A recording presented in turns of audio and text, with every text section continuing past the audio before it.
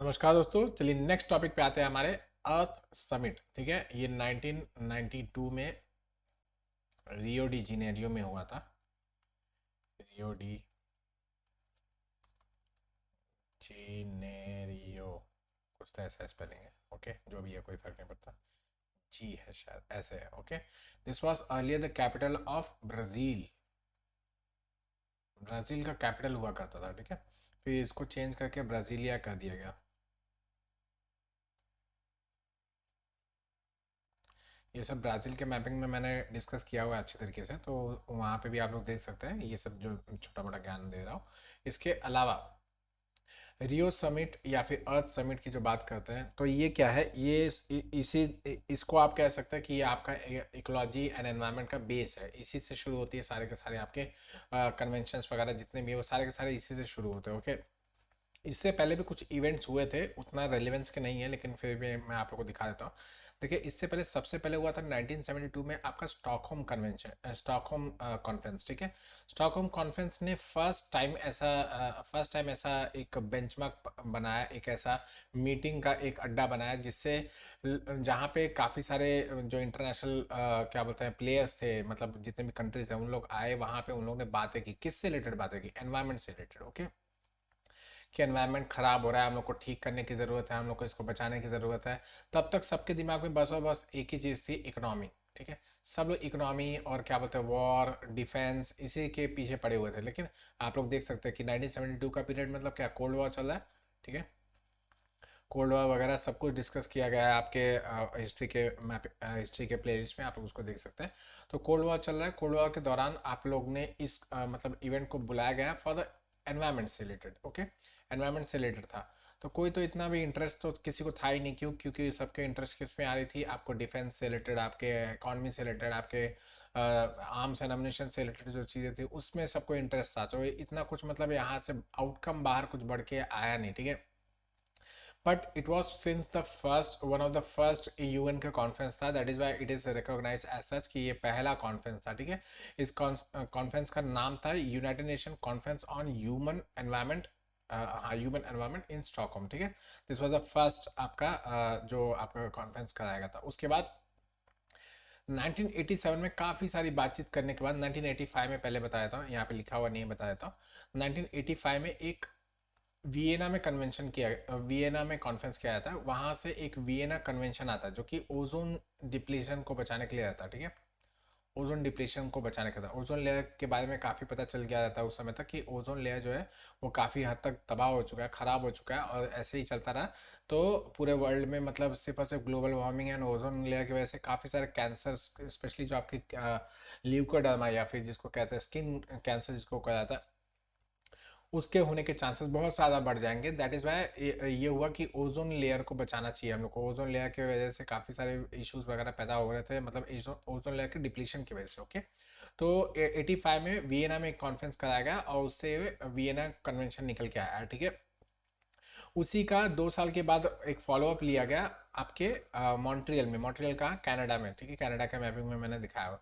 तो वहाँ पे 1987 के अंदर आपने मॉन्ट्रियल प्रोटोकॉल किया। ठीक है, this is the most successful protocol. ठीक है, आज तक का सबसे सक्सेसफुल प्रोटोकॉल अगर कोई है मतलब एनवायरनमेंट से रिलेटेड, तो ये मॉन्ट्रियल प्रोटोकॉल ही है। ओके, मॉन्ट्रियल प्रोटोकॉल में 192 के आसपास कुछ आपके कंट्रीज थे जिन्होंने ओजोन को बचाने के लिए एक कसम खाई, समझ सकते हैं आप, और काफ़ी सारे टारगेट्स वगैरह रखे थे। वो सारे के सारे लगभग अचीव हुए और हम लोग ने ओजोन को जो मतलब काफ़ी हद तक तबाह हो चुका था उसको बचा लिया। ठीक है, ये सब बैकग्राउंड्स मैं बता रहा हूँ जिससे आप लोगों को पता चल जाए कि एक्चुअली में स्टार्ट कहाँ से हो रहा है। इसके बाद हम लोग अर्थ समिट पे आएंगे, अर्थ समिट से फिर हम लोग को समझ में आ जाएगा कि कहाँ कहाँ से चीज़ें हो रही है। ओके, तो नेक्स्ट हमारा आता है रियो समिट, जिसको अर्थ समिट या फिर रियो कॉन्फ्रेंस, अर्थ कॉन्फ्रेंस कुछ भी बोल सकते हैं, सबके सब एक ही है। ओके, 1992 में आपका रियो समिट कराया जाता है या फिर अर्थ समिट कराया जाता है। ठीक है, इसके आउटकम्स तो कुछ थे, जिसमें से प्रोमिनेंट जो 3 आउटकम्स थे वो है आपका यूएन एफसीसी, यूएन सीबीडी और यूएन सीसीडी। ठीक है, United Nation framework convention on climate change. Second है United Nation convention on biological diversity, United Nation convention to combat desertification. ठीक है, ये आपके 3 प्रोमिनेंट क्या बोलते हैं कन्वेंशंस निकल के आते हैं आपके रियो समिट से। That is why it is called as the base of the ecology and environment. यहीं से आपका सब कुछ स्टार्ट हो जाता है। ओके, खैर शॉर्ट में अगर बता दूं तो इसी के अंदर आपका फिर क्योटो प्रोटोकॉल आएगा आपका क्लाइमेट चेंज से रिलेटेड। इसके आगे हम लोग का पेरिस एग्रीमेंट आ जाएगा, ठीक है, जो आपका 2015 में आया था। उसी के अंदर आपका sustainable development goals, SDG goals वगैरह आए थे, हम लोग डिस्कस किया हुआ है। 17 गोल्स वगैरह है वो सब हम लोगों ने डिस्कस किया हुआ है ऑलरेडी, ठीक है। सीबीडी के अंदर आपका कार्टिजना प्रोटोकॉल, नगोया प्रोटोकॉल, ये सब सारे के सारे आएंगे। आगे मैं दिखाऊंगा, आपको बताऊंगा। ओके, डेसर्टिफिकेशन तो आप लोग जानते ही होंगे, ठीक है, इसमें ज़्यादा डिटेल में बताने की ज़रूरत नहीं है। अब आते हैं हम लोग रियो समिट से स्टार्ट करते हैं और बारी बारी से देखेंगे एक एक को, ठीक है। ये तीनों को मैंने इस वीडियो में इंकॉर्पोरेट किया है सो दैट ये वीडियो में एक ही जगह पे आपको सारा का सारा रियो समिट से रिलेटेड या अर्थ समिट से रिलेटेड जो भी चीज़ें थी यहीं पे डिस्कस कर ली जाए, तो आप लोगों को अलग अलग वीडियोस पढ़ने की ज़रूरत नहीं पड़ेगी, ठीक है। तो जितना भी चीज़ें हैं वो यहीं पे आप लोग को एक ही जगह पे ये तीनों के तीनों फ्रेमवर्क आप तीनों के तीनों कन्वेंशन आपको यहीं पे मिल जाएंगे। हम लोग बारी बारी से देखें, थोड़ा सा वीडियो हो सकता है लंबा हो बट कोई बात नहीं, इन्फॉर्मेटिव होगा। ओके, चलिए आगे बढ़ते हैं, आते हैं स्टार्ट। तो ये आपका रियो डी जेनेरियो अर्थ समिट या फिर इसको रियो समिट, ये जो कॉन्फ्रेंस अर्थ समिट है, ये सब कहा जाता है, ठीक है। इसके अंदर 170 स्टेट्स, साथ ही साथ कितने सारे एनजीओ और कितने सारे मल्टीनेशनल कॉर्पोरेशन वगैरह ने इसको अटेंड किया था। तो इट वॉज एक्चुअली होलिस्टिक, ठीक है, बहुत ही ज़्यादा होलिस्टिक था। इसमें काफ़ी लोगों ने इसमें पार्टिसिपेट किया था। ओके, तो बहुत ही मतलब कहते हैं ना व्यापक था ये। ओके, इसका मेन काम यही था कि लोगों को ये बताना कि आपके जो 3 प्राइम इंपॉर्टेंट प्रॉब्लम्स हैं वर्ल्ड में, उनके ऊपर सबका फोकस जाना चाहिए। जो अभी तक वर्ल्ड सबके सब वर्ल्ड में सब कुछ इकोलॉजिकल मतलब इकोनॉमिक्स, डिफेंस, आर्म्स, स्पेस, इसी से रिलेटेड लोग दिमाग में सबके चल रहा है। तो इन सबको साथ साथ हम लोग को एक और चीज़ इसके अंदर ऐड करनी है, इकोलॉजी। इकोलॉजी को भी ऐड करना है सो दैट लोगों को समझ में आए कि भाई आप जिस वातावरण में रह रहे हो वो भी बचाना बहुत इंपॉर्टेंट है। ना सिर्फ इकोनॉमिक पर्सपेक्टिव इंपॉर्टेंट है कि हाँ बड़ा कंट्री बन जाए, एक एडवांस कंट्री बन जाए, डेवलप कंट्री बन जाए, उसके साथ साथ ये भी इंपॉर्टेंट है कि वहाँ का एनवायरनमेंट भी बहुत अच्छे तरीके से होना चाहिए, ठीक है। ये इसका मेन एसेंस था। और जो तीन इंपॉर्टेंट सेक्शन थे वो आपका क्लाइमेट चेंज था, सेकंड आपका बायोडाइवर्सिटी था और थर्ड आपका डेजर्टिफिकेशन था। तो इसीलिए अलग अलग कन्वेंशन तीनों बनाए गए थे। ओके, चलिए इसके इस समिट के अंदर जो प्राइम 3 डॉक्यूमेंट्स निकल के आए, प्राइम 3 आप कह सकते हैं कि आउटकम्स निकल के आए, वो कन्वेंशन के सिवाय, कन्वेंशन तो अलग हो गए, कन्वेंशन मतलब एक ट्रीटी होता है, ठीक है। लेकिन ये जो एक क्या कह सकते हैं एक लेजिस्लेशन निकल के आ गए, तो उसमें जो तीनों थे वो ये है। फर्स्ट आपका रियो डिक्लेरेशन जो कि एनवायरनमेंट और डेवलपमेंट से रिलेटेड है। इसके अंदर 27 प्रिंसिपल्स वगैरह दिए हैं, सब कुछ पढ़ने की जरूरत नहीं, बस आप लोगों को पता होना चाहिए सो दैट आपको अगर आए तो आप गैस कर सके कि किसमें ये आपका आया था, ठीक है। तो सेकंड है एजेंडा 21, ये सब पुराना हो चुका है, ठीक है।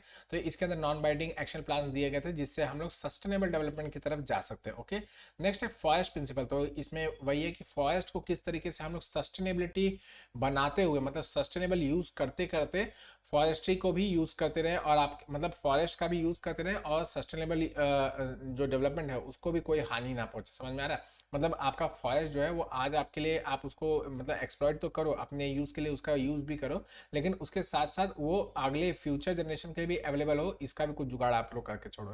That is known as sustainable. Okay, तो ये आपके फॉरेस्ट प्रिंसिपल में मेंशन किया गया था। एक शॉर्ट में अगर आप लोगों को दिखा दो जो भी आप लोग को अभी मैंने रियो समिट से रिलेटेड बताया, तो वो ये है कि रियो समिट हुआ, उसके जो प्राइम 3 आउटकम्स थे वो ये हैं, आपका Rio declaration of environment and development, second agenda 21, third आपका फॉरेस्ट प्रिंसिपल। ओके, जो कन्वेंशंस बाहर निकल के आए वो है आपका framework convention on climate change, convention on biological diversity और कॉम्बैट डेजर्टिफिकेशन, ठीक है। ये आपके प्राइम फ्रेमवर्क्स निकल के आए या कन्वेंशंस निकल के आए, ठीक है। एक इसके अंदर फाइनेंशियल मैकेनिज्म भी है, ग्लोबल एनवायरनमेंट फैसिलिटी, इसके बारे में भी हम लोग बाद में कभी देख लेंगे या फिर मैंने डीएनएस में डिस्कस किया, आप वहाँ पे देख सकते हैं।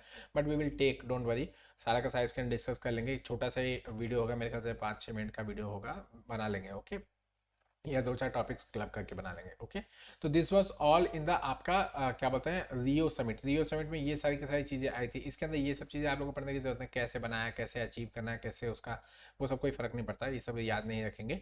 बस ये वाला सेक्शन आपको याद होना चाहिए कि क्या क्या आउटकम्स थे और कौन कौन से कन्वेंशन यहाँ से बन के निकल गया है। ओके, और फंडिंग मैकेनिज्म तो मैंने बता दिया, ग्लोबल एनवायरमेंट फैसिलिटी जो है वो उसका फंडिंग मैकेनिज्म। अब बारी बारी से एक एक आपका जो कन्वेंशन है उसको देखते हैं। फर्स्ट आपका कन्वेंशन है United Nation framework convention on climate change, UNFCCC, ठीक है, यूएनएफसीसीसी, ठीक है। ये आपका फर्स्ट कन्वेंशन है। इसका जो मेन एसेंस है, मेन जिसका एम्फेसिस है किसके ऊपर है, क्लाइमेट चेंज के ऊपर। देख रहे हैं आप लास्ट में इसमें लिखा हुआ है कि इसमें हम लोग क्लाइमेट चेंज के ऊपर ध्यान देने वाला है। इसके अंदर हमारा मेन जो टारगेट है वो है कि क्लाइमेट चेंज को किसी तरीके से हॉल्ट करना है, रोकना है किसी भी तरीके से, ओके। तो ये आपका फर्स्ट टाइम साइन तो क्या है 1992, जो मैंने बता दिया। फोर्स में 1994 में आया है। इंडिया ने इसके अंदर पार्टिसिपेशन करके रखा हुआ है। इंडिया ने इसके इवेंट को भी होस्ट किया हुआ है। इंडिया ने अभी रिसेंटली भी इसको होस्ट किया था, तो वो सब देख सकते हैं। अभी जो COP27 हुआ ये 2022 में ही हुआ है, ठीक है, 2022 में हुआ है। ये शर्म अल शेख इजिप्ट में हुआ था। हम लोगों ने देखा था इजिप्ट की मैपिंग मैंने अलग से सेपरेटली किया था। तो शर्म अल शेख नाम का एक जगह है जो कि सिनाई पेनिनसुला में है। वो उसके क्या बोलते हैं वहाँ पे ये करवाया गया था, ओके। बाकी इसका जो पहला जो सेक्रेटरी था वो जेनेवा में था, बाद में इसको शिफ्ट कर दिया बॉन जर्मनी में। जर्मनी की मैपिंग में मैंने बॉन दिखाया था, वहाँ पे इसको शिफ्ट कर दिया गया, ठीक है। कन्वेंशन के अंदर नियर यूनिवर्सल मेंबरशिप है, मतलब जितने भी आपके यूएन के मेंबर्स हैं वो सारे के सारे इस कन्वेंशन के भी पार्टी हैं। और मतलब इसका जो पहले जो पेरेंट ट्रीटी आप कह सकते हैं ये किसका है, क्योटो प्रोटोकॉल का पेरेंट ट्रीटी था। अब क्योटो प्रोटोकॉल तो अब खत्म हो चुका, अब उसके जगह पे आ चुका है पेरिस एग्रीमेंट, ठीक है। तो हम लोग आगे पेरिस एग्रीमेंट भी देख लेंगे। हालांकि पेरिस एग्रीमेंट में देखना जैसा कुछ नहीं है, किसी और वीडियो में देखेंगे, ओके। ये देख लेंगे छोटा सा, ओके, ब्रीफिंग कर लेंगे। क्योटो प्रोटोकॉल की बात करें तो क्योटो प्रोटोकॉल आपका क्योटो कहाँ पे, जापान में। मैंने दिखाया था जापान के मैपिंग में 1997 में इसको साइन किया गया था। इंडिया ने रेटिफाई किया था 2002 के अंदर। और क्योटो प्रोटोकॉल फोर्स में आया 2005 से लेके 2015 तक का इसका 10 ईयर्स का इसका कार्यकाल था, मतलब 10 साल के लिए चला था। और उसके बाद इसको रिप्लेस किया आपके पेरिस एग्रीमेंट ने, ओके। करंटली मतलब उस समय की बात की जाए 1992 192 पार्टी जो कि आपके यूएन के मेंबर्स है वो सारे के सारे इसके मेंबर्स से एक्सेप्शन है इसका, यूएसए इसका मेंबर नहीं है, ठीक है। यूएसए इसका मेंबर नहीं था, ठीक है। और ना ही मतलब क्योटो प्रोटोकॉल तो अब एबॉलिश हो चुका है, अब खत्म हो चुका है, इसके जगह पे पेरिस एग्रीमेंट आ चुका है। बट फिर भी क्योटो प्रोटोकॉल के अंदर यूएसए ने पार्टिसिपेट किया नहीं था। और इसके अलावा वेटिकन सिटी ने भी पार्टिसिपेट नहीं किया था, बट वेटिकन सिटी का इतना रेलिवेंस नहीं है, ओके। हाँ, तो नेक्स्ट लाइन में ये यूएसए ने कभी भी इसको रेटिफाई किया ही नहीं, क्योंकि यूएसए के दिमाग में वही उस समय यही चलता था कि मैं एक डेवलपिंग कंट्री हूँ, मतलब मैं एक डेवलप कंट्री हूँ, वर्ल्ड का सबसे पावरफुल कंट्री मैं बचा हूँ। मैं मतलब I am the pivot of the global order, मैं पूरे वर्ल्ड को चला रहा हूँ। एंड ये एनवायरनमेंट से रिलेटेड क्या बातें इन लोग कर रहे हैं, हम लोग एनवायरनमेंट के चेंजेस को वगैरह को मानते ही नहीं है, हम लोग जानते नहीं। आप लोग को पता नहीं होगा लेकिन आज भी ऐसे ऐसे, जैसे डोनाल्ड ट्रंप को आप ले लीजिए, प्राइम प्रेसिडेंट होके चले गए, लेकिन उनका थॉट ये था कि एनवायरनमेंट को कोई डैमेज नहीं हो रहा। इंडस्ट्रीज वगैरह ये सब जो क्लाइमेट चेंज ग्लोबल वार्मिंग जो आंकड़े वगैरह दिखाए जाते हैं, दिस आर ऑल फेक। वो उन्होंने अपने कई सारे क्या बोलते हैं अपने टीवी इंटरव्यूज में कहा है कि ये सारा का सारा जो दिखाया जाता है वो सिर्फ और सिर्फ इंडस्ट्रीज को बंद करने के लिए, इसीलिए फेक रिपोर्टिंग वगैरह की जाती है, ठीक है। दिस इज हाउ ऐसे लोग भी है, सोचो प्रेसिडेंट भी बन जाते हैं, ओके। खैर गोल तो समझ में आ ही गया होगा कि हम लोग को ग्रीन हाउस गैस का कॉन्सेंट्रेशन किसी तरीके से रोकना है, so that global warming climate change वगैरह जो इवेंट है वो सब इवेंट कम किया जा सके। और इसके अंदर जो एंथ्रोपोजेनिक फैक्टर्स की वजह से जो मतलब क्लाइमेट चेंज हो रहा है, जो क्लाइमेट सिस्टम को प्रॉब्लम हो रही है, वो सबको रिड्यूस किया जा सके, ओके। नेक्स्ट बाकी ये सब चीज़ें इतना कुछ खास नहीं, डेवलप कंट्रीज को कितना कितना टारगेट वगैरह दिया था, क्योंकि क्योटो प्रोटोकॉल मैंने बता दिया, अब तो खत्म हो चुका है, तो अब इसके अंदर कुछ भी याद रखने की ज़रूरत नहीं है, okay. Sorry. Next Kyoto protocol के अंदर एक इम्पॉर्टेंट जो क्लॉज था वो था कॉमन बट डिफरेंशिएटेड रिस्पॉन्सिबिलिटी। ये एक इम्पॉर्टेंट पॉइंट है जिसके लिए इंडिया हमेशा फाइट करता था कि हाँ ये तो होना ही चाहिए, और अमेरिका इसी से भागता था, ठीक है। देखिए क्या है ना, इसका मतलब क्या होता है वो आप लोग एसेंस क्या है वो समझने की कोशिश कीजिए।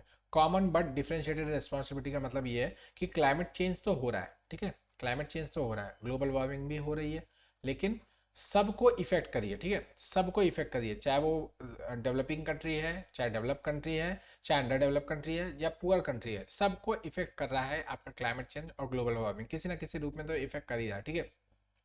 इनफैक्ट ऐसे बहुत सारे कंट्रीज हैं जिन्होंने कुछ भी गड़बड़ नहीं किया है, एकदम पीसफुली, एकदम ग्रीन ग्रीन ग्रीन ग्रीन तरीके से रहते हैं, या फिर इन्होंने कुछ भी मतलब एक सिंपल अपने यहाँ पे एक शुगर फैक्ट्री भी नहीं लगाई है, लेकिन उन लोग के ऊपर ब्रंट इसका मतलब गाज गिर रही है आपके क्लाइमेट चेंज का। जैसे मैंने आपको एग्जांपल कई बार बताया, जैसे फीजी हो गया, ठीक है, फीजी हो गया, मालदीव्स हो गया, ठीक है, ये सब ऐसे ऐसे कंट्रीज हैं जो बहुत ही छोटे हैं, बहुत ही छोटे हैं और सेपरेट कंट्रीज हैं, बट इनके भी ग्लोबल वार्मिंग की वजह से, सी लेवल राइज वगैरह होने की वजह से इनके काफ़ी सारे एरिया जो है वो सबमर्ज होते चले जा रहे हैं, जो कि एक नेगेटिव इफेक्ट डाल रहे हैं। ओके, और आलम तो ये हो गया कि भाई इन लोग मदद मांगते हैं कि भाई हम लोग को बचाओ, किसी तरीके से बचाओ आप लोग ग्लोबल वार्मिंग में। तो एक्चुअली इन्होंने कोई गलती की है क्या? नहीं, गलती किसने की है? जो डेवलप कंट्रीज है उन्होंने किया है।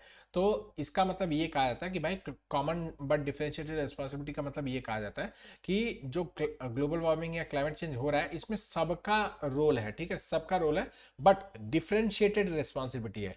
डिफरेंशिएटेड रिस्पॉन्सिबिलिटी मतलब किसी का ज़्यादा है, किसी का कम है, ठीक है। ऐसा नहीं है कि सिर्फ और सिर्फ एक ही कंट्री क्लाइमेट चेंज के लिए फाइट करेगी, दूसरी कंट्री नहीं फाइट करने वाली, ऐसा नहीं होना चाहिए।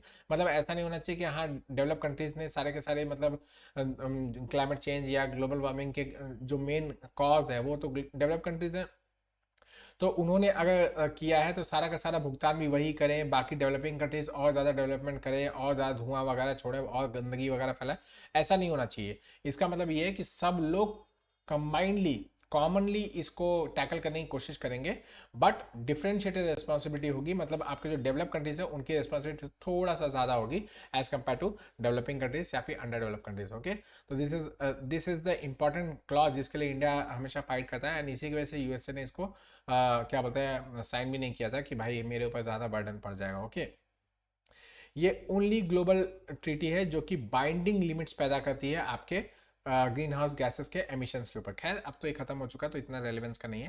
पेरिस डील की बात कर लेते हैं, तो it is just a substitute of the Kyoto protocol. Kyoto protocol के जो क्या बोलते हैं एम्स एंड ऑब्जेक्टिव्स थे उसको वो पूरी तरीके से फिलअप नहीं कर पाया था, काफ़ी सारे उसके अंदर लूप होल्स रह गए थे, तो उसको ख़त्म करने के लिए मतलब उसको आगे ले जाने के लिए पेरिस एग्रीमेंट किया गया था, विच वॉज हेल्ड इन 2015 आपके पेरिस में। और इसका मतलब ये आपका कंटिन्यूएशन हो गया आपके क्योटो प्रोटोकॉल का, ठीक है। ये कब तक के लिए वैलिड है? 2030 के लिए वैलिड है, ठीक है, मतलब 15 साल तक आगे चलने वाला, ठीक है। इसमें हमारा जो मेन टारगेट है वो ये है कि हम कोशिश ये करेंगे कि आपका जो टेम्परेचर है, मतलब आपका टेम्परेचर राइज जो है वो प्री इंडस्ट्रियल लेवल से, प्री इंडस्ट्रियल रेवोल्यूशन के लेवल से 2 डिग्री सेल्सियस कम हो। समझ में आ रहा है? मतलब अगर प्री इंडस्ट्रियल लेवल मतलब प्री इंडस्ट्रियल रेवोल्यूशन से पहले अगर अर्थ का टेम्परेचर 27 डिग्री अगर हुआ करता था फॉर एग्जांपल, तो फिर हम लोगों को कोशिश ये करनी है कि ये 25 तक हम लोग रिड्यूस कर दें, ठीक है, इतना तक हम लोग इसको रिड्यूस कर दें। दिस इज मतलब हमारा एक प्राइम टारगेट है। इसके अलावा अगर हो सके और कोशिश कर सके, अगर इससे भी और अच्छा कर सके तो फर्दर मतलब और 1.5 डिग्री सेल्सियस का और भी रिडक्शन कर सकता है, ठीक है, जिससे क्या होगा कि हमारा जो क्लाइमेट चेंज जो इतना इफेक्ट पैदा कर चुका है वो और पीछे चला जाएगा, मतलब हम लोग वापस से back to pre industrial level तक पहुंच जाएंगे, ठीक है। इसके अंदर एनडीसीज का क्लॉज दिया गया है, सब कंट्रीज ने अपने अपने एनडीसीज वगैरह दिया है, इंडिया ने भी दिया है। वाटर एंडिसिस मैंने बताया था, उसमें ये होता है कि हर एक नेशन अपने तरफ से मेंशन करता है कि भाई मैं ये प्लेज लेता हूँ, ऐसा ऐसा काम करूंगा। फॉर एग्जांपल जैसे एक कंट्री ने कह दिया कि मैं 100 गीगावाट का एनर्जी जो है वो सोलर पावर से जनरेट करूंगा, ठीक है, तो ये उसका एनडीसी होगा कि उसका जो वो इस टाइम मतलब टाइम फ्रेम भी होगा कि यहाँ 5 साल के अंदर, 2 साल के अंदर, 10 साल के अंदर मैं इतना इतना डेवलप करूंगा, ठीक है। तो this is the self imposed type का कुछ कंट्रीब्यूशन है, या फिर सेल्फ इम्पोज टाइप का एम्स एंड ऑब्जेक्टिव्स है जो कि हर एक कंट्री अपने ऊपर लगा के रखेगी, ठीक है। तो इससे क्या है, ऊपर से कुछ नहीं आ रहा, मतलब जैसे क्योटो प्रोटोकॉल में ये था कि हम लोग को ऐसा करना है वैसा करना है, ऊपर से सब कह दिया गया, ठीक है। तो वो एक बाइंडिंग एग्रीमेंट की तरह काम करता रहा कि हाँ ऐसा आपको करना ही करना है, but which was not possible. इतने बड़े ग्लोब के ऊपर सबके ऊपर आप चाबुक चला के काम नहीं करा सकते। तो इसमें यह था कि भाई आप लोग अपनी तरफ से एनडीसीज बनाइए, और एनडीसीज को इस हद तक बनाइए कि जो आपका 2 डिग्री सेल्सियस का जो टारगेट है उसको हम लोग अचीव कर सके बाय 2030। ओके, बाकी इतना कुछ खास इसमें पढ़ने जैसा नहीं, बाकी मैंने आप लोगों को बता दिया। जो NX1 NX2 कंट्रीज़ वगैरह है या फिर नॉन NX कंट्रीज़ हैं, उन सब के बारे में आप लोग को जानने की ज़रूरत नहीं। बहुत जगह पे बच्चे लोग इसको रट डालते हैं, इतने सारे NX कंट्रीज़ हैं, NX1 कंट्रीज़ है, NX2 कंट्रीज़ है। ये सब आप लोग को पढ़ने की कोई ज़रूरत नहीं, यूपीएससी के अंदर कभी नहीं आने वाला, इतना टेंशन लेने की कोई ज़रूरत नहीं। ओके, एंड फिर भी आप लोग को पढ़ना हो तो नेट पे पढ़ा हुआ है, आप लोग कहीं पे भी सर्च करेंगे तो आपको मिल जाएगा, किसी भी कंट्री का नाम याद रखने की कोई ज़रूरत नहीं, इनफैक्ट इंडिया का भी पढ़ने की ज़रूरत नहीं। ओके, इंडिया के एफर्ट्स की बात करें अभी तक 2005 से लेकर 2014 के बीच में अगर कहा जाए तो हम लोग ने 21% का एमिशन इंटेंसिटी का रिडक्शन पाया है, मतलब हम लोग ने ऑलरेडी अचीव कर लिया। ओके, इसके अलावा जो हमारा क्या बोलते हैं एनर्जी इंस्टॉल, मतलब आपका रिन्यूएबल एनर्जी का जो इंस्टॉलेशन कैपेसिटी थी, जो हमारा टारगेट 100 गीगावाट का था, बाद में हमने इसको बढ़ा दिया, ठीक है, 175 का दिया गया है राइट नाउ। तो उसको हम लोग ने अचीव किया है, काफ़ी बड़ा टारगेट हम लोग ने अचीव किया। एक्चुअली इसका टारगेट जो था उसको हम लोग काफ़ी पहले अचीव कर लिया था। जैसे आप लोग को एग्जाम्पल के तौर पर अगर मैं बताऊँ तो कुछ 40 गीगावाट मुझे याद आ रहा है, 40 गीगावाट का सोलर पावर हम लोग को क्या बोलते हैं लगाना था बाय 2022, ठीक है, और इसको हम लोगों ने अचीव कर लिया था 2018 में अचीव कर लिया था, ठीक है। बाद में इसको हम लोगों ने चेंज करके इसको 100 गीगावाट कर दिया, अब इसको हम लोगों ने 100 गीगावाट कर दिया, ठीक है। तो और राइट ना हमारे पास ये आपका जो आंकड़ा मैं बता रहा हूँ ये थोड़ा ओल्ड आंकड़ा है, सीधी सी बात है भाई, जो रिसेंट आंकड़े वो सब इतने कोविड की वजह से इतने सारे निकल के आए नहीं है, और जो अगर एकदम रिसेंट वाले होंगे तो डीएनएस में भी हम लोगों ने डिस्कस किए। ओके, तो ये आपका रिन्यूएबल एनर्जी का जो टारगेट है वो हम लोगों ने इतना हद तक अचीव कर लिया, मतलब हम लोग का जो 100 गीगावाट का टारगेट था we are close to it. Okay, जो कि मतलब इस परसेंटेज के रेट से बढ़ रहा है, पिछले 5 साल के अंदर की बात की जा रही है। ओके, नेक्स्ट हम लोग ने एलपीजी कनेक्शंस को इतने ज़्यादा, मतलब 8 करोड़ घरों में हम लोग ने एलपीजी कनेक्शंस पहुंचाया। इसकी वजह से कितना ज़्यादा पोल्यूशंस वगैरह जो कि हम लोग काऊ डंग एंड जो लकड़ियाँ होती हैं जला के, जो तिनके वगैरह होते हैं उनको जला वगैरह के, कपड़े वगैरह, कपड़े बोला हूँ, जो पेपर वगैरह जलाते हैं और बहुत सारे चीज़ें जला जला के घरों में खाना बनाते थे लोग, उन सब से उन लोग को छुटकारा मिल गया, कैरोसिन वगैरह से छुटकारा मिल गया, और एलपीजी कनेक्शंस आने की वजह से उज्ज्वला योजना हम लोगों ने डिस्कस भी किया हुआ है, उज्ज्वला योजना की वजह से काफ़ी हद तक बीमारियां भी रिड्यूस हुए, और साथ ही साथ जो हमारा एमिशंस है वो भी काफ़ी हद तक रिड्यूस हुआ। 8 करोड़ समझिए घरों के अंदर अगर खाने के जो मेन सोर्स है वो आपका शिफ्ट हो जाता है, आपके चूल्हे चौके से शिफ्ट होकर वो सीधा सीधा एलपीजी पे शिफ्ट हो जाता है, तो कितना ज़्यादा वैल्यूएबल हो जाता है। ओके, नेक्स्ट, इतने ज़्यादा हम लोगों ने एलईडी बल्ब्स को हम लोगों ने उजाला योजना के तहत हम लोगों ने उसको डिस्ट्रीब्यूट किया है at very very nominal cost, ठीक है, वेरी वेरी नॉमिनल कॉस्ट पे इसको डिस्ट्रीब्यूट किया, कहीं कहीं पे इसको फ्री में भी बांटा गया है, ठीक है, जिसकी वजह से हम लोग ने लगभग 47 बिलियन यूनिट्स ऑफ एनर्जी को हम लोग ने बचाया है हर साल, ठीक है। तो this is very very revolutionary, जिसकी वजह से क्या हुआ कि हमारे पास एक तो एक्स्ट्रा बिजली बच गई जिसका हम लोग ने यूज़ कहीं और पे कर लिया, एंड दूसरी चीज़ हम लोग इतना ज़्यादा कार्बन डाइऑक्साइड का एमिशन जो था उसको रिड्यूस कर दिया, काफ़ी हद तक हम लोग ने रिड्यूस कर दिया। और देखते ही एलईडी बल्ब्स कितने ज़्यादा आपके सीएफएल से तो ज़्यादा ही लाइट देते हैं, ठीक है। अभी मेरे मुंह पे ही इतना लाइट मार रहा है एलईडी कि समझिए कि मेरी आंखें चौंधिया गई है, मेरी आंखें भी कमज़ोर हो रही है, मुझे लगा चश्मा वश्मा लगाना पड़ जाएगा, ठीक है। नेक्स्ट, इंडिया ने लीप फ्रॉग किया है आपका भारत स्टेज का।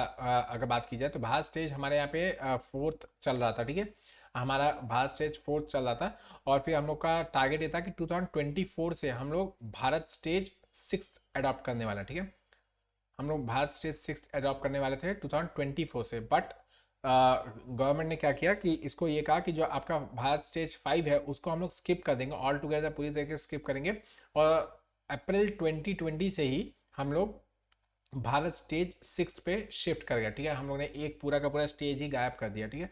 ये क्या है अगर मैं आप लोगों को बता दूं तो जो आपकी गाड़ियां होती है ना, गाड़ियों के ऊपर लिखा होता है ये भारत स्टेज 1 है, भारत स्टेज 2 है, दिस आर एनवायरमेंटल नॉर्म्स हैं, मतलब ये कितना एमिशन करती है, कितना रिडक्शन करती है, ये सब उसके अंदर मेंशन होता है, ठीक है। अगर वो उस स्टेज से बिलोंग करती है तो समझ में आता है कि हाँ ये और इस कैटेगरी में आता है, या इतना पोल्यूशन करता है, या इतना पोल्यूशन नहीं करता है, इतना से रिड्यूस करता है। This is how we understand just by looking at the stage of the जो भी व्हीकल है, ठीक है। तो ये इंडिया के एफर्ट्स है। ओके, चलिए नेक्स्ट शॉर्ट कमिंग्स की बात भी यहीं पे कर लेते हैं। यूएनएफसीसी ही एक ऐसा है जिसके बारे में हम लोग शॉर्ट कमिंग्स की बात करने वाले हैं, क्योंकि और बाकी सबका भी लगभग लगभग सेम ही ऐसा शॉर्ट कमिंग्स वगैरह होने वाले हैं, तो एक का डिस्कस कर लिया तो वहाँ पे भी आप सबको यूज़ कर सकते हो। ओके, ने क्या है, फर्स्ट नॉन इंक्लूसिव, मैंने बता दिया भाई, एकदम नॉन इंक्लूसिव है, मतलब किसी भी तरीके से नॉन इंक्लूसिव होने का मतलब ये सारे के सारे सेक्टर्स को इंकॉर्पोरेट नहीं करता है, ये सिर्फ और सिर्फ मेंशन करता है कि हाँ ये ऐसा ऐसा चीज़ें हैं, लेकिन ये बहुत सारी ऐसी चीज़ें जिनको ये अवॉइड करता है, जैसे कि आपके पार्टिकुलेट्स मैटर वगैरह जो है इनको अवॉइड करता है, जबकि आपके ग्रीन हाउस गैसेस के ऊपर इसका ज़बरदस्त फोकस है कि हाँ ग्रीन हाउस गैसेस को हम लोग को कम करना है, कम करना है, कम करना है। लेकिन पार्टिकुलेट मैटर जो कि एक और टाइप के पोल्यूटेंट्स हैं उन लोग को पूरी तरीके से निगलेक्ट करता है, ठीक है। स्लो प्रोग्रेस, तो ये तो भाई इतना स्लोली चला कि मतलब आपको बता दो इसके जो भी टारगेट्स थे वो सब कुछ मतलब बाईपास हो गए, समय पूरा निकल गया, लेकिन ये कुछ हो ही नहीं पाया। इनफैक्ट इसमें जो रशिया का एग्जांपल दिया गया कि रशिया को पार्टिसिपेट करने के लिए 2005 तक मेहनत करना पड़ा कि भाई इसका पार्टिसिपेट कर जाओ, पार्टिसिपेट कर जाओ, पार्टिसिपेंट बन जाओ। और यूएसए का तो आपको बता ही दिया कि भाई इतना परसुएट करने के बाद भी उसने पार्टिसिपेट किया ही नहीं, ओके। अनसस्टेनेबल टारगेट्स, ऐसे ऐसे टारगेट रख दिए गए थे और एकदम बाइंडिंग टारगेट्स रख दिए गए थे कि भाई ऐसा करना है, ये करना है, ये करना है, ठीक है। हालांकि कन्वेंशन जो है वो बाइंडिंग नहीं है, क्योटो प्रोटोकॉल बाइंडिंग था, ये आप लोग को याद रखना है कि जो यूएनएफसीसी का कन्वेंशन है वो बाइंडिंग नहीं था, लेकिन क्योटो प्रोटोकॉल में जो आपके टारगेट्स दिए गए थे वो बाइंडिंग थे, ठीक है।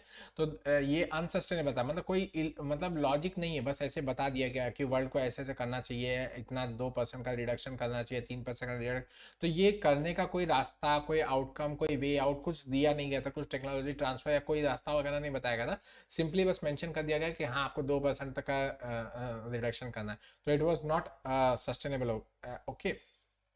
अनसेटिस्फैक्ट्री रिस्पांस, जो रिस्पांस मिला वो भी बहुत ही मतलब वेग था। क्यों, आप समझ सकते हैं कि जो आपकी छोटी मोटी कंट्रीज थे उन्होंने तो भाई इसके अंदर पार्टिसिपेट कर लिया, लेकिन जो आपकी बड़ी कंट्रीज थी, रशिया, आपका अमेरिका, ये सब तो पार्टिसिपेट ही नहीं करे, जो एक्चुअल इतना ज़्यादा पॉल्यूशन वगैरह पैदा करते थे उन लोग ने पार्टिसिपेट ही नहीं किया। और जिन्होंने थोड़ा बहुत पार्टिसिपेट किया उनके पास फंड वगैरह नहीं थे, जो फंड आना था वो कहाँ से आना था, डेवलप कंट्रीज की तरफ से। और डेवलप कंट्रीज में तो जो एक अमेरिका था वो तो पैसे देने के लिए तैयार ही नहीं था, मैं इसका पार्टिसिपेंट ही नहीं हूँ तो मैं पैसे क्यों दूँ। फाइनेंशियल कंस्ट्रेंट मैंने अभी बता दिया कि पैसे ऐसे इसके पास था ही नहीं इतने ज़्यादा, ओके। और बहुत सारे ऐसे आपके कंट्रीज थे, under develop and developing countries, specially आपके पैसिफिक आइलैंड कंट्रीज वगैरह की बात की जाए, तो इनके पास इतने खुद के पैसे नहीं कि वो अपने लोगों को अच्छी एजुकेशन, अच्छा स्कूल, अच्छा हेल्थ फैसिलिटीज़ वगैरह अवेलेबल करा सके, तो वो एनवायरनमेंट में क्या खर्चा करते हैं, ओके। बाकी जो 100 बिलियन डॉलर हर साल देने की बात की गई थी वो कभी किसी ने पे ही नहीं किया, 8 आना नहीं दिया, ओके। नॉन बाइंडिंग एग्रीमेंट तो मैंने बता दिया भाई, ये आपका नॉन बाइंडिंग था। आपका यूएनएफसीसी जो था वो नॉन बाइंडिंग था, क्योटो प्रोटोकॉल बाइंडिंग था, तो उसके अंदर कोई पार्टिसिपेट ही नहीं किया। आपके यूएस ने मना कर दिया कि भाई मैं इसके अंदर पार्टिसिपेट ही नहीं करूँगा, मेरे ऊपर बाउंडेशंस नहीं हो सकते, okay. Next, no enforcement mechanism, मतलब अगर किसी कंट्री के ऊपर ये कह दिया गया कि भाई आप ऐसे कर सकते हो, आपको 2% तक का रिडक्शन करना है, तो उसने किया कि नहीं किया उससे कोई किसी को कोई फर्क नहीं पड़ता, बस वो भाई बोल दिया गया, हुआ नहीं हुआ उससे कोई फर्क नहीं पड़ता, कोई एनफोर्समेंट मैकेनिज्म ही नहीं था, कि देखने करने वाला ही नहीं था, ओके। जो भी था जैसा भी था बस है तो है, बस मैंने कह दिया वैसा करना है, okay. United Nation convention on biological diversity, उसकी नेक्स्ट आपका देखते हैं, ये सेकंड आपका कन्वेंशन होगा। सेकंड कन्वेंशन की बात करते हैं, तो ये आपके फर्स्ट ऑफ ऑल यूएनईपी के अधीन आता है, ये आप लोग को याद रखना है, ठीक है, कि ये यूएनईपी के अधीन आता है, मतलब इसका साइन तो किया गया यूनाइटेड नेशन के अधीन ही, मतलब आपका जो रियो कन्वेंशन हुआ था उसी के, रियो समिट जो हुआ था उसी के अधीन किया गया था, लेकिन इसको एक एजेंसी के अधीन रखा गया, वो है आपका United Nation Environment Programme, okay. इसके अंदर इतने आपके पार्टीज हैं, कंट्रीज है जो इसके पार्टी है, इंडिया भी इसका पार्टी है, और इसके ये जो कन्वेंशन है वो लीगली बाइंडिंग है, ये याद रखिएगा। यूएनसीबीडी और यूएनसीसीडी जो है वो आपका लीगली बाइंडिंग है, लेकिन यूएनएफसीसी जो है वो लीगली बाइंडिंग नहीं है, ठीक है, ये याद रखिएगा, ओके। इसका सेक्रेटरीट कहाँ है, मॉन्ट्रियल कनाडा, ठीक है, बताया मैंने मॉन्ट्रियल प्रोटोकॉल वगैरह वैसा ही, ओके। दो मेंबर एज यूजुअल आपका यूएसए और वेटिकन दोनों भी इसके मेंबर नहीं है, ठीक है। उन्होंने कहा कि हम लोग को इससे कोई फर्क नहीं पड़ता, हमारे ऊपर बाइंडिंग लीगल वगैरह, खैर कोई फर्क नहीं पड़ता, जो भी करना है वो कर ले, ओके। इसके ये मैंने बता दिया, यूएन कन्वेंशन ऑन कम्बाइट डेजर्टिफिकेशन और यूएन सीबीडी, सिर्फ यही दो कन्वेंशन हैं जो जिन्होंने मतलब जो मतलब बाइंडिंग है, जो कि मतलब एकदम कंपलसरी आपको करना ही पड़ेगा, जो जो मेंशन किया गया, ओके। जिस जिस दिन सबमिट किया गया था उस दिन 150 कंट्रीज ने तुरंत इसको डॉक्यूमेंट को साइन कर दिया गया था, लेकिन राइट नाउ अभी 175 से ज़्यादा नेशन है जिन्होंने इसको रेटिफाई कर दिया गया, okay. Signing and notification is all together different thing, ठीक है। आप कहीं पे जाकर किसी एग्रीमेंट को साइन करके आ जाते हो, लेकिन आप उससे रिलेटेड कोई अगर अपने यहाँ पे लॉ नहीं पारित करवाते हो तो वो रेटिफिकेशन नहीं होता, तो ये साइनिंग सिर्फ माना नहीं जाएगा क्योंकि आपने उसका कुछ ग्राउंड पे काम किया नहीं है, ठीक है। ऐसे बहुत सारे आपके हम लोग क्या बोलते हैं जल्दी मतलब जो साइनिंग वगैरह होता है वो करके आके रखे हुए रहते हैं लेकिन रेटिफिकेशन नहीं हुआ होता, ओके। इसके अंदर सीबीडी के अंदर United Nation convention biodiversity convention के अधीन आपका दो इंपॉर्टेंट प्रोटोकॉल है जिसका नाम आप लोगों को किसी भी कीमत पर भूलना नहीं है। एक तो कार्टिजेना प्रोटोकॉल है और दूसरा है नगोया प्रोटोकॉल, ठीक है। कार्टिजेना प्रोटोकॉल जो है वो बायोलॉजिकल डाइवर्सिटी के अंदर बायो सेफ्टी से रिलेटेड है, मतलब बायोलॉजिकल डाइवर्सिटी का बायो सेफ्टी होना बहुत इंपॉर्टेंट है। मतलब इसका मतलब आप लोगों को समझा दूं कि सपोज कीजिए कि एक लैब में किसी ने बायोलॉजिकल डाइवर्सिटी को एनहांस करने के लिए मतलब ऐसा कुछ हाइब्रिड वैरायटी का कोई एक स्पीसीज नया बना दिया, ठीक है, एक स्पीसीज के अंदर सब स्पीसीज बना दिया, ठीक है। तो ऐसा नहीं होना चाहिए कि भाई उसको नेचर में रिलीज करते वो पूरा के पूरा मतलब तबाही मचाने लगे, इन्वेसिव स्पीसीज की तरह काम करने लगे, ऐसा नहीं होना चाहिए, ठीक है। मतलब ये प्रोटोकॉल जो है वो इस चीज़ से मेंशन करता है कि कोई भी लिविंग मॉडिफाइड ऑर्गेनिज्म जो है उसका बायो सेफ्टी मेंटेन किया गया है कि नहीं। मतलब ये नेचर में जाने के बाद या कॉमन एनवायरनमेंट में जाने के बाद ऐसा ना हो कि बहुत बुरी तरीके से उस एनवायरनमेंट को इफेक्ट करना स्टार्ट कर दे और उसको हार्मफुल इफेक्ट डालना स्टार्ट कर दे या फिर डिग्रेड करना स्टार्ट कर दे। तो दैट प्रोटोकॉल उसको मेंटेन करने का जो प्रोटोकॉल है वो आपका कार्टिजेनल प्रोटोकॉल है, ओके। नेक्स्ट नगोया प्रोटोकॉल, ये है access to genetic resources and fair and equitable use of the sharing of the benefits arising from them, ठीक है। इसका मतलब ये है कि कोई भी अगर कोई सपोज कीजिए कि एक नया एलएमओ बना दिया गया, ठीक है, लिविंग मॉडिफाइड ऑर्गेनिज्म बना दिया गया, हाइब्रिड ऑर्गेनिज्म बना दिया गया, तो इसका ऐसा नहीं होना चाहिए कि जिसने बनाया है सिर्फ वही उसका एक्सेस ले, उसका कुछ अच्छा हो रहा है, ठीक है। सपोज कीजिए कि आपके हाइब्रिड वीट की एग्जांपल ले लेते हैं, ठीक है, जो मैक्सिको ने बनाया था। तो मतलब अमेरिका ने बनाया था लेकिन मैक्सिकन वैरायटी थी वो, ओके। तो ऐसा भी हो सकता था कि ये जो हाइब्रिड वीट है वो अमेरिका ही पूरा अच्छी तरीके से मतलब अमेरिका ही यूज़ करता, वो किसी और को नहीं देता कि हाँ भाई हमने बनाया हमने बनाया हमने। तो क्या बोलते हैं, अगर इसका कुछ बेनिफिट मिल रहा है तो ये प्रोटोकॉल इंश्योर करता है कि भाई वो जो बेनिफिट है वो सबके पास ट्रांसफर हो, सबको इक्वली मिलना चाहिए। इक्वली ना भी मिले तो सबके पास उसका एक्सेस होना चाहिए, फ्री एंड फेयर एक्सेस होना चाहिए, ओके। जेनेटिक रिसोर्सेज का जो क्या बोलते हैं एक्सेस है वो हर एक कंट्री के पास होना चाहिए, ना कि सिर्फ एक कोई कंट्री अपने पास रख ले कि हाँ मैंने इसको बनाया मैं अपने पास रखूंगा, इस तरीके से नहीं, ओके। इसमें एक क्लॉज है ट्रेडिशनल नॉलेज का भी, ये भी याद रखिएगा कि जो आपके ट्रेडिशनल नॉलेज जैसे आयुर्वेद वगैरह की बात की जा रही, तो आयुर्वेद वगैरह को मतलब कोई एक कंट्री अगर उससे लाभान्वित हो रही है, योगा आयुर्वेद नेचुरोपैथी आपका सिद्धा यूनानी, ये सब जो आपकी टेक्नोलॉजी से आपकी जो मेडिकल साइंसेस हैं इनके इनकी अगर कोई बेनिफिट अराइज हो रही है, इनकी कोई बेनिफिट्स वगैरह मिल रही है, तो आ, ऐसा नहीं होना चाहिए कि सिर्फ और सिर्फ एक ही कंट्री उसका बेनिफिट ले, फॉर एग्जांपल इंडिया ही सिर्फ उसका बेनिफिट ले रहा है, ऐसा नहीं होना चाहिए। इसके अलावा जितने भी कंट्रीज हो सके, जितने भी कंट्रीज दुनिया में है और उनको लगता है कि हाँ इसका बेनिफिट उनके यहाँ पे ही आना चाहिए तो वो उसका बेनिफिट ले सके, दैट इज मतलब ये क्लॉज इसी के अंदर डाला गया, ठीक है, याद रखिएगा, ओके। नेक्स्ट यूएनसीसीडी की बात करते हैं, ये फाइनल आपका लास्ट कन्वेंशन होगा यूएनसीसीडी, इसके बारे में बात करते हैं। इसके बाद एक छोटा सा इसी के अंदर आपका बॉन्ड चैलेंज है वो भी देख के फिनिश करेंगे, ओके। तो ये क्या है आपका डेजर्टिफिकेशन, जो थर्ड आपका इंपॉर्टेंट प्रॉब्लम था उस समय, क्लाइमेट चेंज और बायोडाइवर्सिटी, और फिर थर्ड आपका मैंने बताया डेजर्टिफिकेशन। तो इसको उसके अंदर उसके रिलेटेड आपका एक नया कन्वेंशन बनाया गया यूएनसीसीडी, ओके। तो इसके बारे में देखते हैं। रियो कॉन्फ्रेंस के एजेंडा 21 के अधीन इसको बनाया गया था, इसके अंदर 197 से ज़्यादा पार्टीज हैं फिलहाल।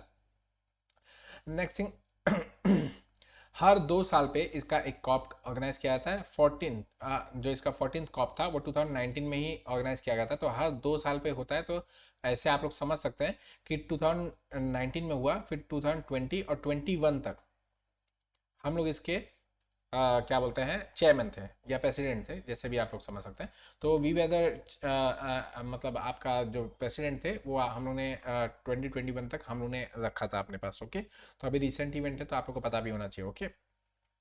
नेक्स्ट थिंग, इसका मेन काम क्या है कि आपका जो ड्रॉट के इफेक्ट है या डिग्रेडेशन के इफेक्ट है या फिर डेजर्टिफिकेशन के जो इफेक्ट है उसको मिटिगेट करना है। मिटिगेट करने के लिए ना ये स्पेशल एक प्रोग्राम देता है, मतलब देता नहीं है, बोलता है कि आप लोग, जैसे मैंने आप लोगों को बताया कि आपका नेशनली डिटरमाइंड कंट्रीब्यूशन जो एनडीसीज की बात की है उसी तरीके से यहाँ पे नेशनल एक्शन प्रोग्राम्स वगैरह बनाए जाते हैं। ठीक है, इसमें यूएनसीसीडी का ऑफिस मदद करेगा, लेकिन लेकिन जो कंट्री, स्पेशली जो भी कंट्री होगी जिसने इसमें पार्टिसिपेट किया होगा, फॉर एग्जांपल इंडिया को ले लीजिए, तो उस कंट्री के तरफ से मेंबर्स बैठेंगे और यहाँ से यूएनसीसीडी के मेंबर्स बैठेंगे और फिर उन लोग नेशनल एक्शन प्रोग्राम या फिर नैप को डिसाइड करेंगे और उसके ऊपर फिर आगे का काम होता है कि मतलब डेजर्टिफिकेशन को हम लोग को स्टॉप करने का कोशिश करना है। ठीक है, इनफैक्ट इसके रेलेवेंस को बताने के लिए 2006 को year of international year of desert and desertification कहा गया था। ओके, नेक्स्ट यूएनसीसीडी का एक स्ट्रैटेजिक फ्रेमवर्क है आपका 2018 से लेकर 2030, मतलब इसका जो फाइनल एम है वो है कि लैंड डिग्रेडेशन न्यूट्रलिटी को हमको अचीव करना। ठीक है,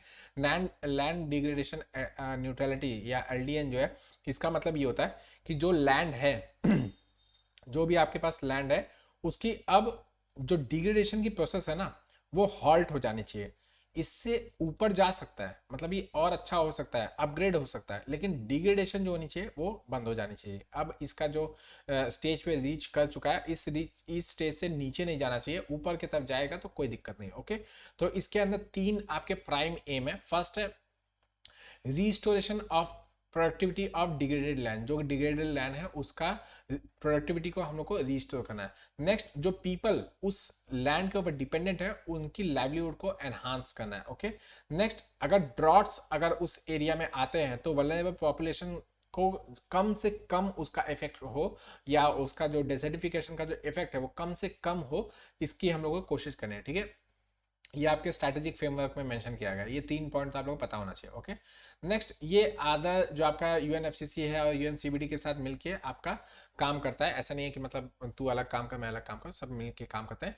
इसके अंदर जैसे मैंने बताया उसके अंदर भी जैसा था आपका क्योटो प्रोटोकॉल में कैसा था, आप मतलब अप टू बॉटम अप्रोच था, लेकिन यहाँ पे बॉटम अप अप्रोच है। यहाँ पे इन लोग का काम क्या होता है कि कोशिश ये करता है कि जो आपका लोकल कम्युनिटी है उनको सिखाए, समझाए, बताए कि भाई डेजर्टिफिकेशन हो रहा है आपके यहाँ पे लैंड डिग्रेडेशन हो रहा है, आपकी लैंड की क्वालिटी कम का रिड्यूस हो रही है, खराब होता चला जा रहा है। इससे हम मतलब अब ऊपर से हम लोग बोल देंगे कि भाई आपके यहाँ पे ऐसा ऐसा हो रहा है, ऐसा ऐसा हो रहा है, लेकिन ग्राउंड पे कोई काम नहीं करेंगे तो किसी काम का नहीं है। ठीक है, तो यहाँ पे हम लोग क्या करने वाले हैं कि ग्राउंड पे जो लोकल कम्युनिटीज़ हैं उनको समझाने, अवेयरनेस वगैरह करने की कोशिश करेंगे। भाई आपको समझ में आएगा तो आप उसके लिए वर्क करोगे। ओके, इंडिया की अगर बात की जाए तो इंडिया के लिए आपका ministry of environment forest and climate change जो है वो नोडल मिनिस्ट्री है और ये एक सोल लीगली बाइंडिंग एग्रीमेंट है, सोल लीगली बाइंडिंग एग्रीमेंट है जो कि एनवायरनमेंट को लैंड से जोड़ता है। ठीक है, जो कि एनवायरनमेंट को लैंड से जोड़ता है और लीगली बाइंडिंग तो है। इसके अलावा आपका सीबीडी भी लीगली बाइंडिंग है, मैंने बता दिया था। ठीक है,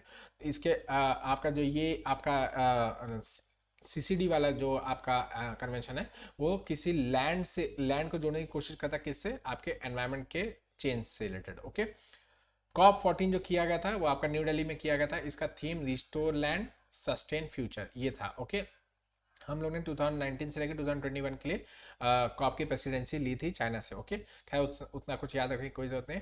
दिल्ली डिक्लेरेशन इसमें साइन किया गया था जिसमें हम लोग ने कुछ क्या बोलते हैं चीज़ों के ऊपर बात की थी, जैसे जेंडर एंड हेल्थ से रिलेटेड कुछ बातें की गई थी, इकोसिस्टम के रिस्टोरेशन से रिलेटेड बात की गई थी, प्राइवेट सेक्टर के एंगेजमेंट से रिलेटेड बात की गई थी, मतलब उनका कॉन्ट्रीब्यूशन से रिलेटेड बात की थी, और लास्टली आया था पीस फॉरेस्ट इनिशिएटिव। ये आपके साउथ कोरिया ने हम लोग को बताया था, इसके बारे में उन्होंने डिस्कस भी किया था कई बार कि हम लोग को फॉरेस्ट के साथ साथ हमारा डेवलपमेंट होना चाहिए, मतलब फॉरेस्ट को अलग करके हमारा डेवलपमेंट नहीं होना चाहिए, हमारा डेवलपमेंट जो होना चाहिए वो फॉरेस्ट के साथ होना चाहिए। That is the core idea behind this peace forest initiative is. इसको चांगवांग इनिशिएटिव भी कहा था। ठीक है, चांगवांग, CHANGWN, ठीक है, चांगवांग इनिशिएटिव भी कहा जाता है। ठीक है,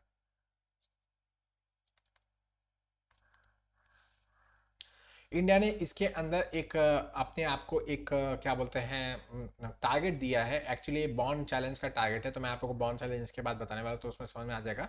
लेकिन यहाँ पे इसने टारगेट क्या दिया वो सुन लीजिएगा कि इसने ये टारगेट दिया कि भाई हम लोग 5 मिलियन हेक्टेयर डिग्रेडेड लैंड को हम लोग रिस्टोर करेंगे 2030 तक। साथ ही साथ हम लोग जो हमारा टोटल है वो 26 मिलियन हेक्टेयर्स हम लोग का अल्टीमेट फाइनल ये होगा कि मतलब जो पहले हमारा टारगेट था 21 मिलियन का, उसको हम लोग 5 मिलियन और ऐड करके 26 मिलियन कर दे रहे हैं। Okay, next Bonn challenge, last topic के बारे में बात कर लेते हैं।